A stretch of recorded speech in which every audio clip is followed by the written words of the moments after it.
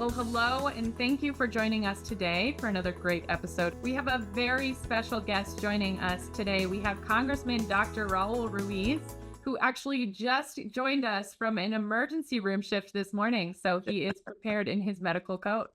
Yeah. Dr. Ruiz represents the 25th Congressional District. He is a Coachella Valley native and has a very impressive CV, which also includes Eisenhower Medical Center here in the Valley. So welcome, Congressman, and thank you so much for joining us today. Thank you, Eileen. It's wonderful to be here. So I'm excited to jump in with a piece of really great news for the Parkinson's community, the National Plan to End Parkinson's Act. President Biden just signed this bill, which is H.R. 2365 for the policy heads out there. It's named actually after one of your colleagues, Representative Jennifer Wexton, who has a rather aggressive form of Parkinson's. Very aggressive. So, Dr. Ruiz, what should people know about this historic legislation? Well, this historic legislation aims to build a blueprint on how to better prevent, diagnose, treat, and cure Parkinson's disease by bringing together an advisory group from all sectors of the medical, government, and patients' experience, and create a plan that can then be used by an intra-agency effort to implement this plan. And historically, we've worked in a different piecemeal approach. For example, supporting letters to the Appropriations Committee to increase funding for specific disease research. There's been increase in funding for home support care services. But this approach is to get a group of experts from different agencies and doctors and patients and advocacy organizations to come up with a comprehensive and strategic plan with short-term, long-term objectives so that legislatures can then follow and implement. You know, this is absolutely historic legislation, and it was passed in, I would say, in large part due to the extra attention that was brought to it by Representative Wexton. What can you tell us about the kind of the development of a bill like this and how it does make it through to passage? What made it successful this year? I know it's not the first time that a bill like this has come. Well, you know, I always say that a bill and legislation develops its soul when it comes with a story, and it becomes real and personal to people when legislation is cloaked in a story that others can relate to. In this case, the author of the bill, Representative Bill Irakis, named the bill after his father, who became gravely ill from Parkinson's. And of course, Jennifer Wexton, a current congresswoman, who walked into Congress as a freshman, normal, with no neurodegenerative or deficits, and we saw within a year how she became very weak, needed a wheelchair, has difficulty lifting up her head because of her neck. And it was just very heart-wrenching that we can see this disease. And so it progress so rapidly. Now, she has a more rare, aggressive form of Parkinson's. That's not how the typical patients present and how rapidly they develop their symptoms. But nevertheless, it was something that became an emotional story that we witnessed, that we saw, that touched the hearts and minds of the members from both parties. And so I voted on it multiple times. I voted out of the Energy and Commerce Committee, of which I sit in the Health Subcommittee. We voted it out of the Health full committee, and then once it got on the floor, we voted for it, and we gave a standing ovation after it passed for Jennifer Wexler. Yeah, that was a really unique full circle moment for me. I'm not sure if I mentioned this to you yet, but I actually worked for Jennifer Wexton's first successful Uh, campaign for office when she ran for state senate in Virginia. no way. Yeah, and that was over 10 years ago, and obviously my path took a different direction. Hers, took such a beautiful direction into Congress, and then to be in this role now, working with the Parkinson's community, and to see this woman who is really a hero of mine, and a huge significant part of my life, be such a significant portion of the passage of this legislation, which helps our constituency and helps our Parkinson's community, it's bittersweet. I hate to see what Congresswoman Wexton is going through, but it's strange how life works. Yeah. And for those of us or for those of you watching, the form of Parkinson's that Congressman Wexton has is supranuclear palsy. There is information about it on our website. One of the marked characteristics of it is that you will pass through the common stages of Parkinson's more rapidly than you might expect with a classic Parkinson's diagnosis. And by the way, thank you, Congressman Ruiz, for voting to pass this legislation. It is really significant for our community, and I'm really excited to see how it transforms the treatment and care of Parkinson's, and especially the research and development. So Yeah. we appreciate it. Thank you. Is there any support for care providers, doctors, and researchers or nonprofits like ours that you expect to come immediately out of this legislation, or do we need to wait a little bit and see how it all develops? Well, this legislation will create an advisory group, and that advisory group, I'm sure, will recommend funding for support services, for more research, which will tie in all the other different components of previous advocacies into a coherent strategic plan. And so that's why I do think that there will be some more benefit given the recommendations, and you'll need some members of Congress to follow through. And I'm sure the author of the bill, Bill Arakis, who is one of the Republicans that I work very closely with in Congress, will continue, and I will continue to support these efforts. It's a very difficult disease, not just physically, but mentally, emotionally for families. There's the physical components of needing more assistance, and the risks of falls and broken hips, especially in the elderly, which is excruciating for them. And then there's the potential cognitive impairments that needs a lot of emotional support, because this is an illness that doesn't just affect a patient. This is an illness that affects the whole family and affects the community. And so, as a provider, I always think of the stressors that can come with this illness onto the families and the caregivers. And when you treat a patient with Parkinson's, you need to also treat the whole family. And that's very important, is to bring the family together, to make sure that there's support systems, to make sure that they have the knowledge of resources, they have the knowledge of what to expect from a patient with Parkinson's, so that they can make the preparations mentally, emotionally, as much as they can. But it's always difficult. Yeah.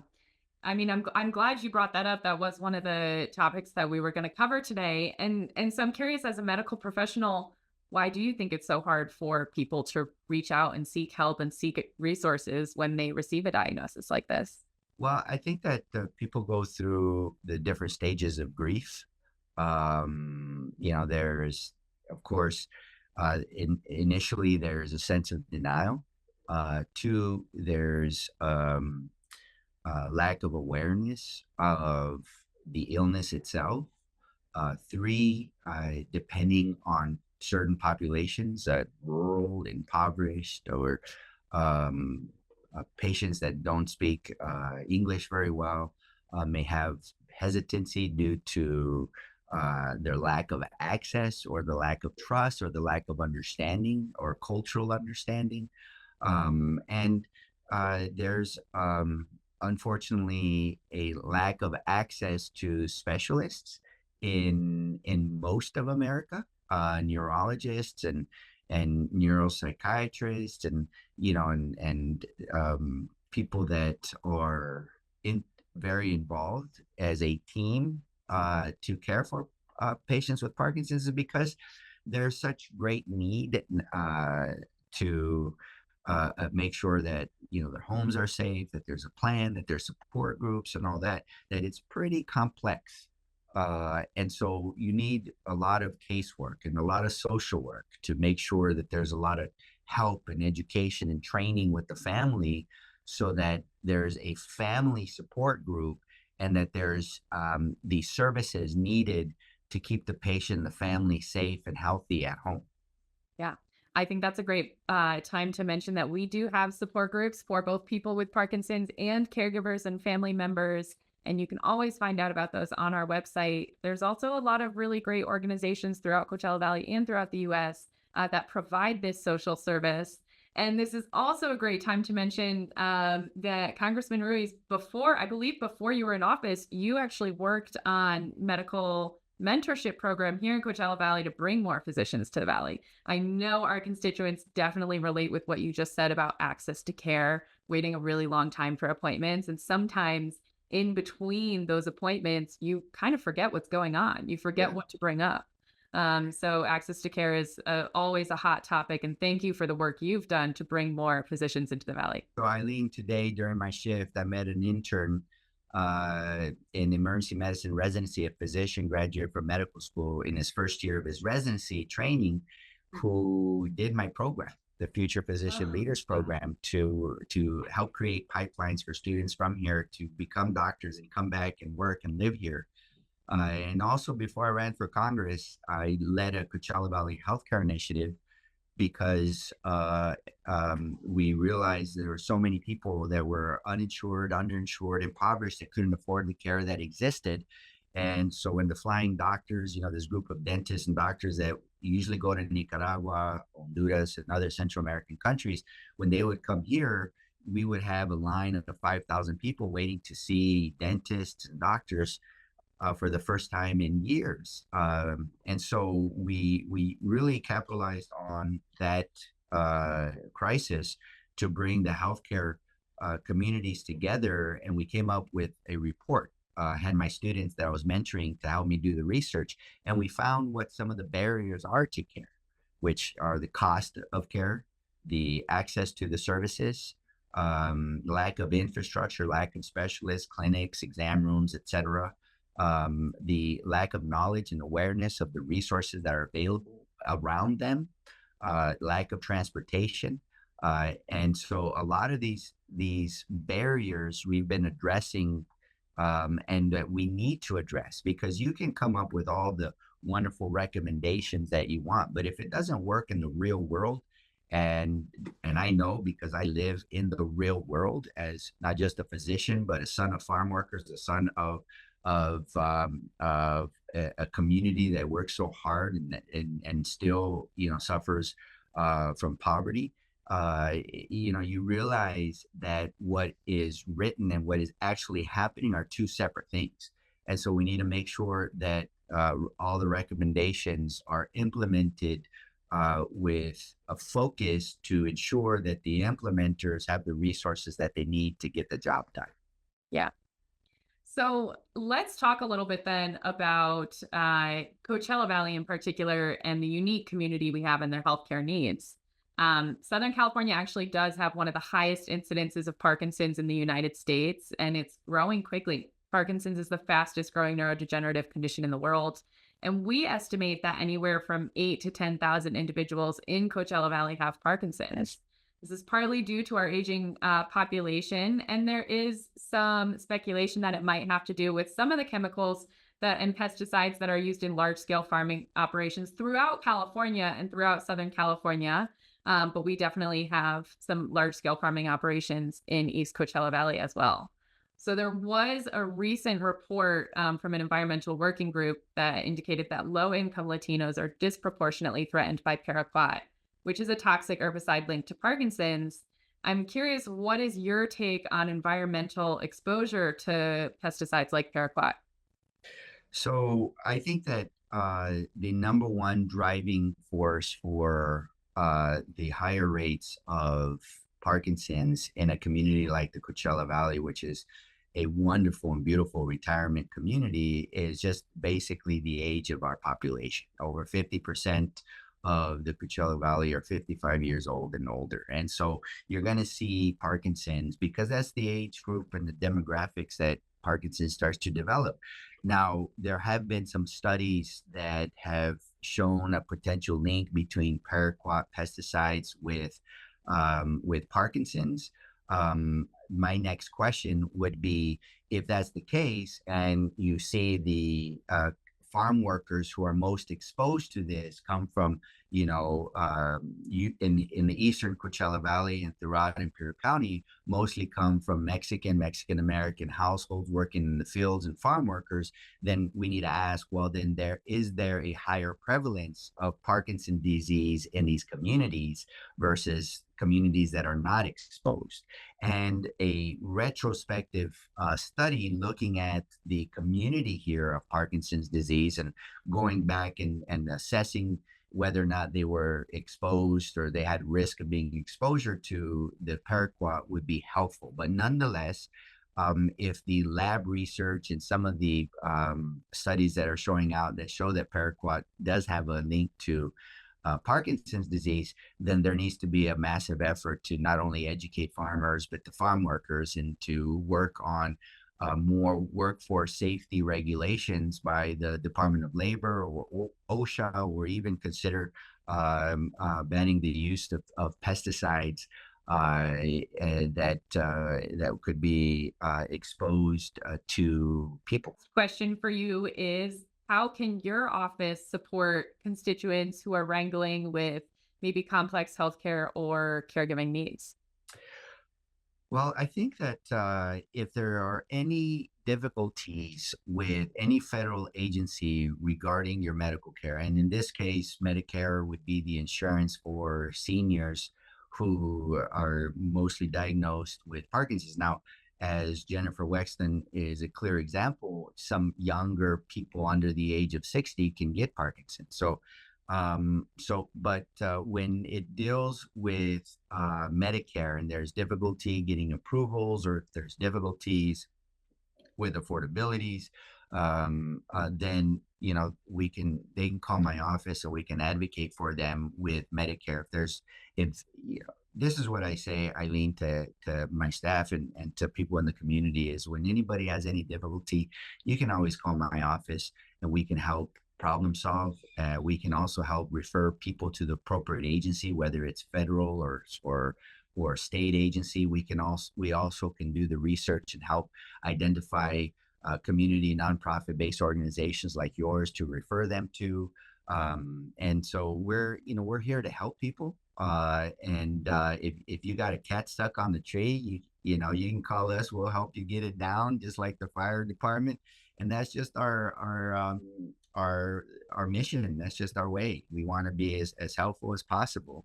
And there's certain things that as a federal representative that we can do with the federal government. There's other things that we can't do in state governments, but there's always an ability to advocate for patients as a doctor and constituents as a representative. Thank you. I definitely want to take a moment again to thank you for the service you do provide for the residents of Coachella Valley and for all Americans in Congress. I know there are people watching this episode who are outside of Coachella Valley, and that same statement holds true, that you can call your local congressman for assistance. If they can't provide the assistance, they probably have a really great resource deck that they can refer you to. So take advantage of your of your local representatives. They are usually in the game because they care a lot and they want to help the community they serve. So, is there anything else you'd like to add or you think we should have covered today before I let you go? Um,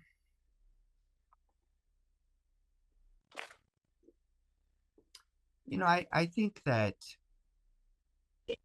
something that's very important for the caregivers of patients who have cognitive impairment or dementia as a comorbidity or part of the Parkinson's is to seek medical care or seek support before you need it. Because oftentimes people will go at it alone. They think that this isn't going to be too tough because they love their parents. And then when things get very, very difficult, there's a sense of shame. There's a sense that they have let themselves down, that they have failed, and the impatience boils into their own health problems. Their frustration, anxiety becomes disruptive with their loved ones and the community and their job. And so I think that family, as soon as there's a diagnosis, family should be referred to support groups for education and to understand and learn what to expect, so that they prevent feeling those feelings and that they understand that certain behaviors are just a manifest of the disease and not take it personal. And I think that if we take that approach, um, and that saying it's okay, this is part of the treatment plan, is to get the family the support and care that they need to be strong and to be a part of the caregiving team.